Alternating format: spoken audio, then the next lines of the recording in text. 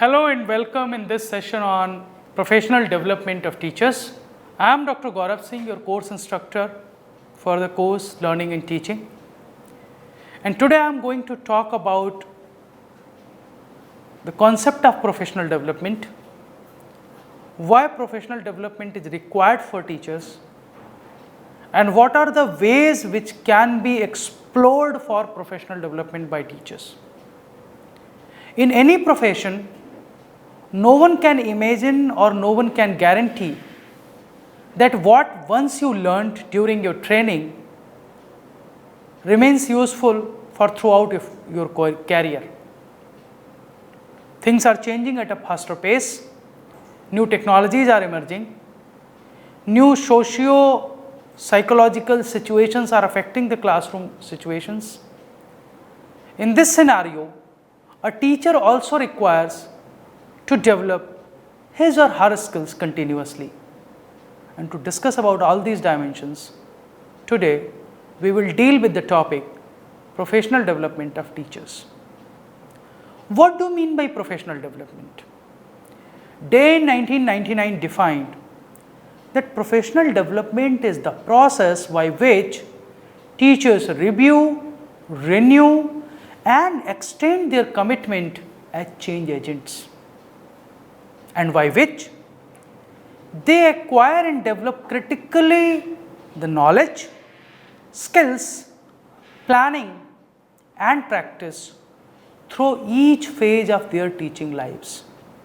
This definition is basically hinting towards a continuous professional development, because throughout your teaching life you need to learn, you need to unlearn, you need to relearn, and according to the situation which you are facing at that time, you acquire the skills which are required to deal that particular situation or that particular time.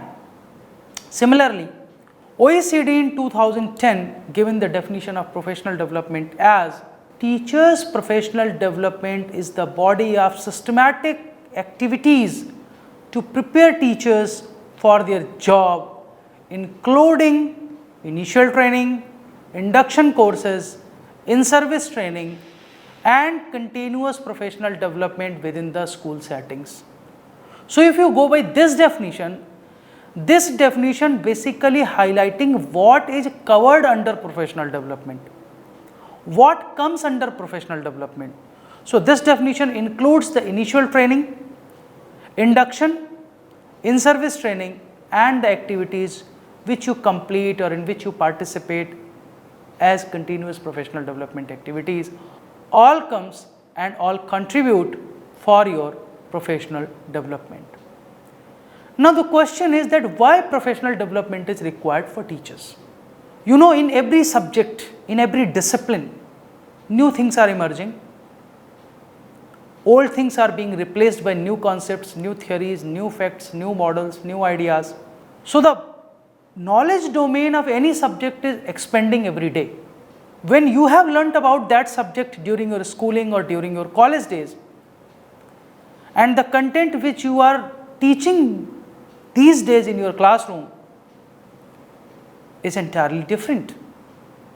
So due to this expanding knowledge domain, you need to learn which new things have been added in your discipline, what older things have been replaced by something in your discipline. So for this you need professional development. Not only this, the pedagogy, the way of teaching learning, the methodologies, these are also changing with the new content, with the new technology, with the new models, with the new researches on learners' understanding and learning. New pedagogies are emerging. To adopt your teaching learning with that new pedagogy, you require professional development. Nowadays, media is playing a very important role in all teaching learning activities, whether it is a print media or it is electronic media, whether it is the traditional television based media or modern digital media, all has increased its penetration in the classroom, in the life, in the society. So when media has increased its involvement, the flow of information has also increased, due to which you need to learn how to tackle a situation where a learner sometimes is more informed than you. Sometimes more informed, but the information which the learner has may be more in quantum but not in quality. To decide what will be the quality information, for everything you need professional development. You need to learn new ICT skills. You need to learn how to deal with the learners in online environment, whether it is synchronous or asynchronous. So you need professional development.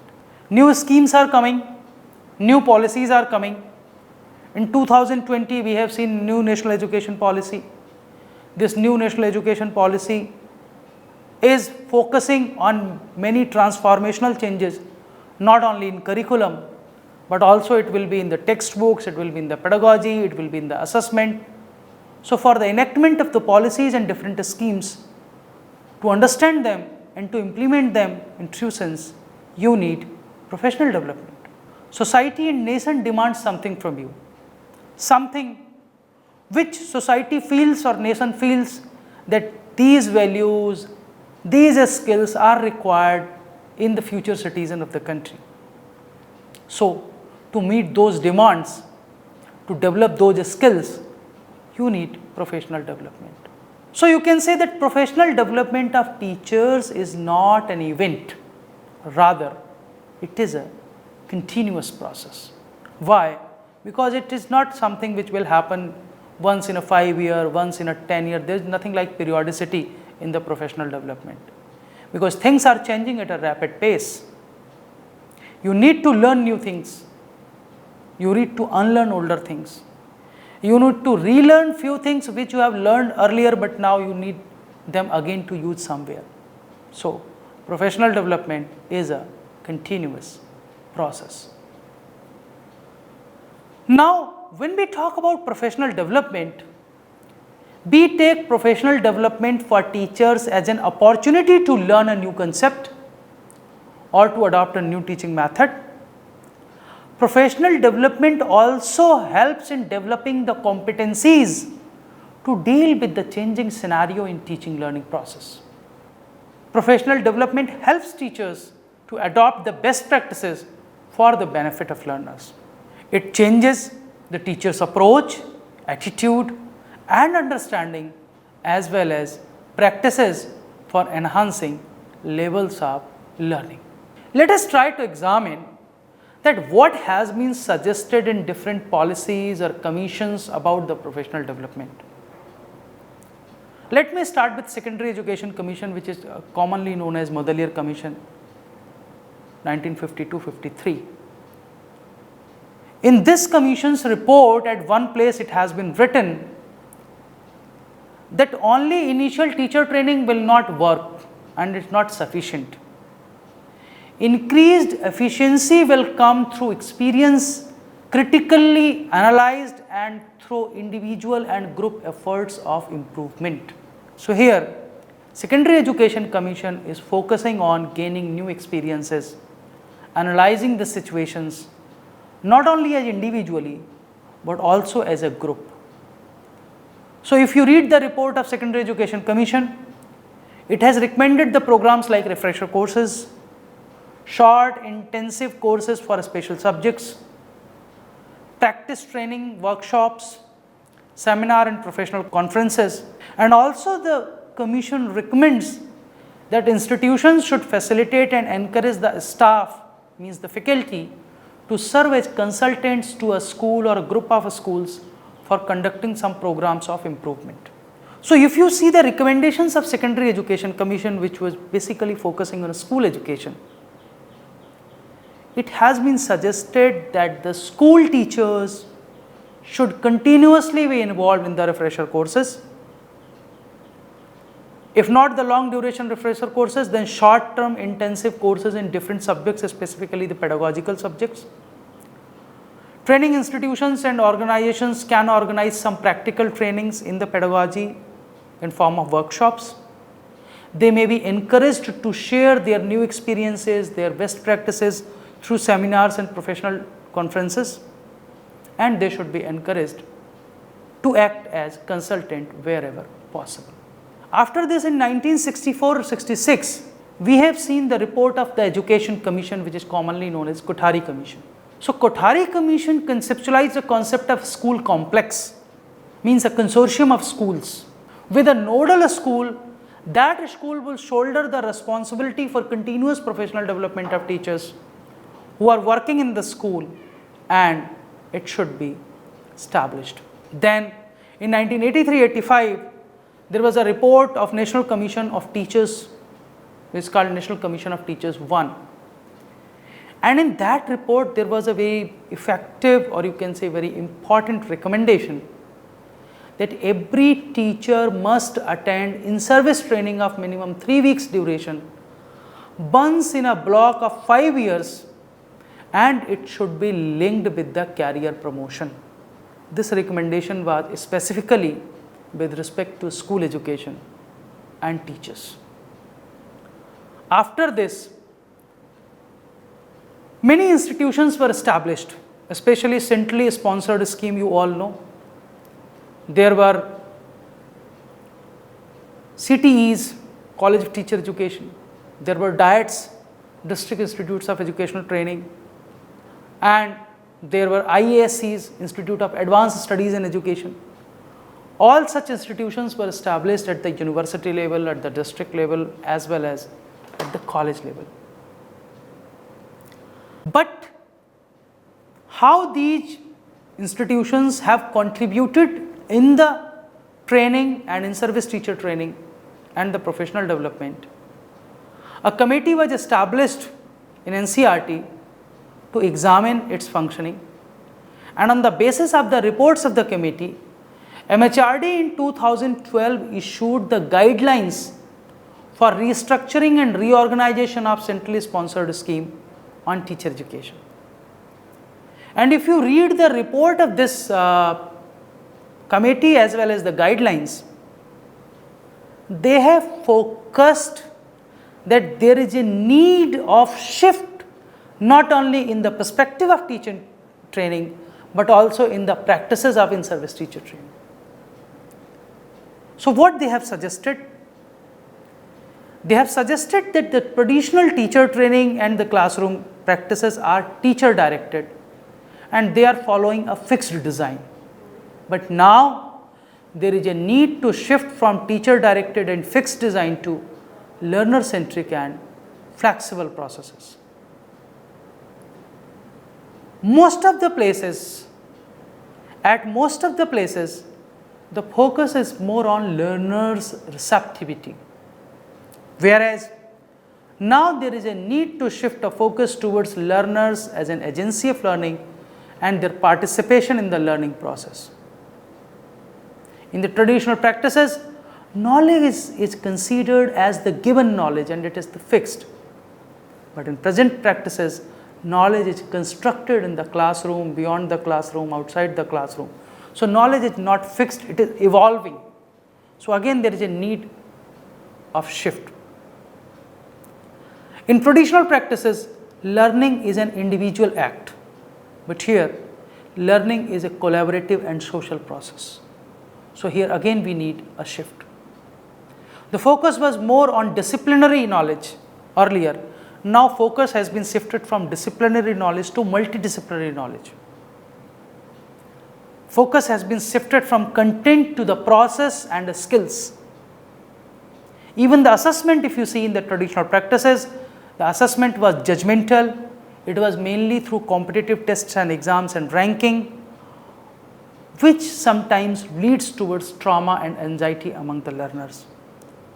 So these guidelines have suggested in 2012 that the focus should be shifted towards assessment for learning, self-assessment to enhance the motivation through continuous and non-threatening processes to record the progress over time.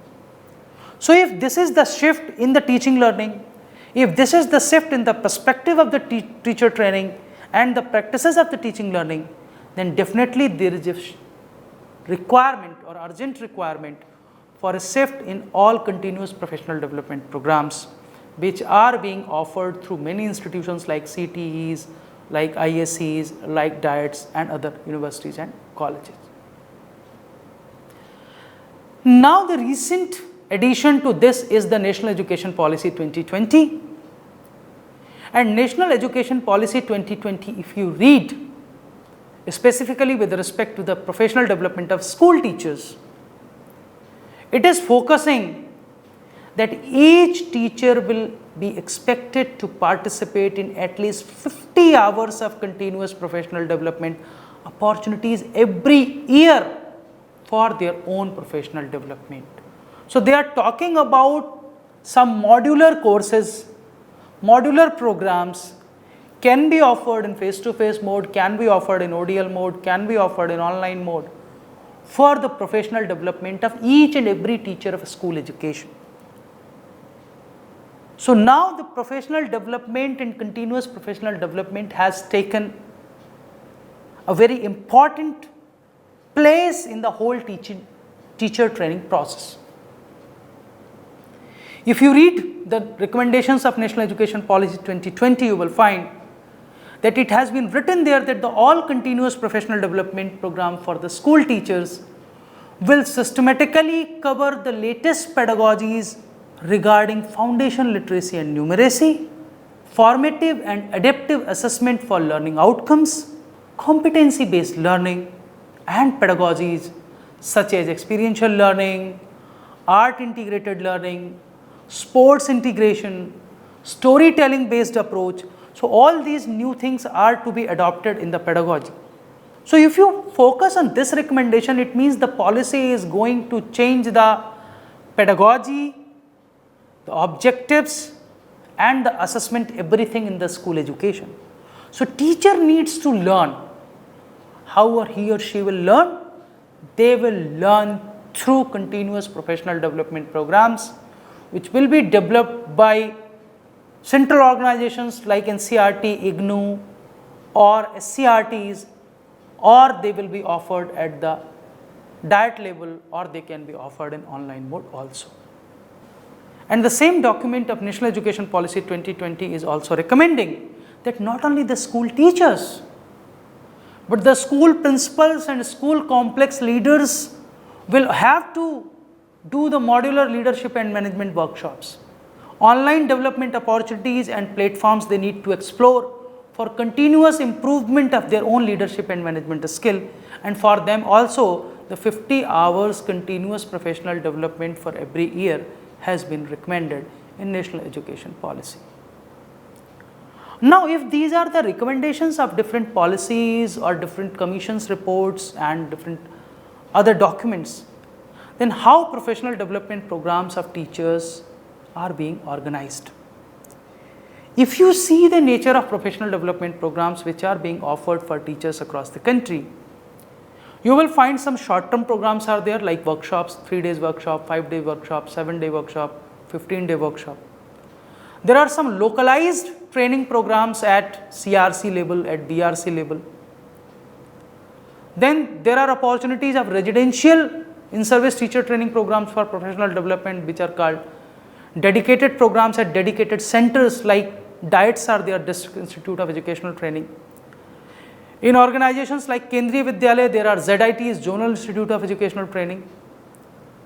Navodaya Vidyalaya have their own system of institutional mechanism of professional development. So at such institutions, residential programs can be organized. Then for larger scale, dedicated ODL programs, certificate programs and diploma programs are being developed for school teachers which they can do. Even now the online programs are also there which teachers can explore for their professional development activities. Let us see some example.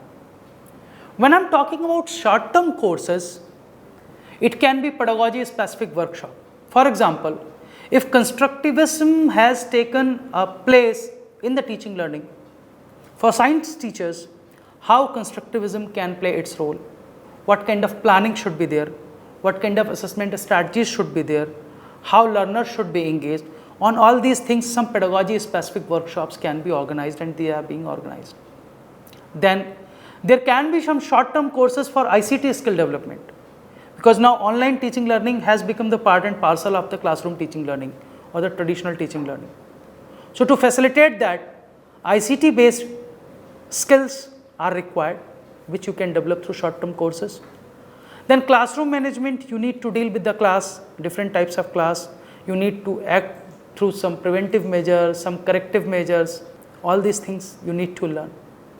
You need to learn how you can facilitate the learning by using some material that is called teaching learning material, how you can develop it on your own by using the resources which are available around you, how you can develop different types of assessment tools for continuous assessment, how you can use them. So there are many dimensions on which short-term courses can be developed or workshops can be organized. Then in localized training programs at CRC and BRCs, the best benefit of such programs is opportunities of peer learning. If a primary teacher at a particular school is doing something great, he or she can facilitate the fellow teachers of schools of the nearby area under the programs organized at CRC and BRC, and even other teachers can visit their school. So teachers can share their best practices in these training programs. Then contextualization of the knowledge is very important in teaching learning. Something has been written in the textbook can be applicable to a particular context or particular situation. So how that knowledge, that information can be contextualized, keeping in mind the local requirement and the resources which are locally available, that is also possible through localized training programs at CRC, BRCs. And resource mobilization means if resources at one school, how these resources can be used by the nearby schools, that is also an important concept. Then the residential programs. There are many organizations like DIETs for Kendriya Vidyalaya, there are ZITs, then for Navodaya Vidyalaya they have their own system where they organize short-term refresher programs, orientation programs of 15 to 21 days sometimes, 7 to 10 days training workshops, or some short-term programs can be organized where teachers from different schools, different areas come together, they stay there, they learn, they share, they learn from each other, they learn from experts, and they devise the strategies to implement what they are learning. Then in recent past, we have seen some dedicated ODL programs of certificate and diploma type. Like for Kendriya Vidyalaya primary teachers, Indira Gandhi National Open University has organized a 6-month intensive in-service teacher training program in the name of Continuous Certificate Program for Professional Development of Primary Teachers. And more than 12,000 teachers of all Kendriya Vidyalayas were trained through this certificate program of 6 months. Similarly, for Himachal Pradesh teachers, school teachers, National Institute of Open Schooling has offered a professional development program for primary teachers. So many such programs of 3-month duration, 6-month duration can be designed, can be implemented by using the infrastructure and the resources available at ODL system. And online programs are there nowadays, webinars are being organized, e-conferences are there, e-workshops are there. Now the focus is on modular MOOC courses. If you see the recommendations of the National Education Policy 2020, it is also talking about modular MOOC based programs of 1 credit or 2 credit duration. Then there can be some dedicated short-term online courses or programs of 3 months, 6-month duration. There can be experiments like complete teacher training program, as National Institute of Open Schooling has trained more than 14 lakh teachers by using its diploma in elementary education in online mode for about 18 months. Then there can be some pedagogy specific courses, for example, course for science teachers, course for social science teachers. IGNOU has already experimented with a course in pedagogy of science.